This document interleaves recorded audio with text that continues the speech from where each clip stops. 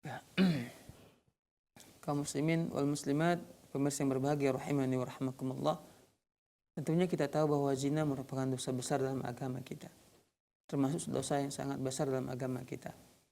Nah, bagaimana kalau seandainya ada orang yang sudah pernah berzina karena mungkin dahulu dia tidak tahu masalah agama atau terbuai daripada nafsunya dan seterusnya, maka dia berzina. Berzina itu maksudnya ialah bertemunya ya dua alat kelamin, dua alat sudah dikhitan, maksudnya dua alat kelamin.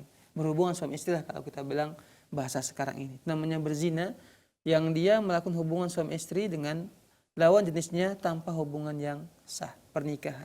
Itu namanya berzina. Ini dosa besar dalam agama kita. Nah, bagaimana kalau sudah pernah terjadi, yang sudah pernah melakukannya, apa yang harus dia lakukan? Pertama, dia harus bertaubat kepada Allah Subhanahu wa taala, taubatan nasuha. Wajib dia benar-benar bertaubat kepada Allah. Dan kita sudah sebutkan tadi sebelumnya bahwa syarat taubat yang benar ialah ada 3. Yang pertama, dia itu menyesali perbuatannya. Kemudian dia berhenti daripada perbuatan tersebut. Kemudian dia bertekad, berjanji di hadapan Allah, tak mau lagi dia mengulangi perbuatan itu. Nah, kalau seandainya di hari ini berzina, naudzubillahi min dzalik. Kemudian dia menyesali, dia bertaubat kepada Allah sampai dia meninggal dunia, tak pernah lagi dia berbuat zina. Ini namanya orang yang benar taubatnya. Benar taubatnya.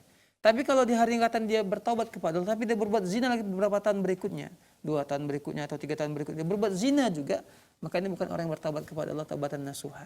Gak sungguh-sungguh dia bertaubat kepada Allah Subhanahu wa taala. Maka kita nasihatkan kepada teman kita ini yang sudah pernah berzina, ya, taubatlah kepada Allah Subhanahu wa taala, benar-benar taubat, sesali perbuatannya, tangisi di hadapan Allah Subhanahu wa taala, mohon ampun kepada Allah Azza wa Jalla.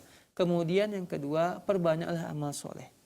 Perbanyaklah amal soleh. Dia memperbanyak puasanya, memperbanyak sholatnya, memperbanyak sedekahnya, memperbanyak istighfar kepada Allah Subhanahu wa taala agar Allah Azza wa Jalla mengampuni dosa-dosanya tersebut. Wallahu taala.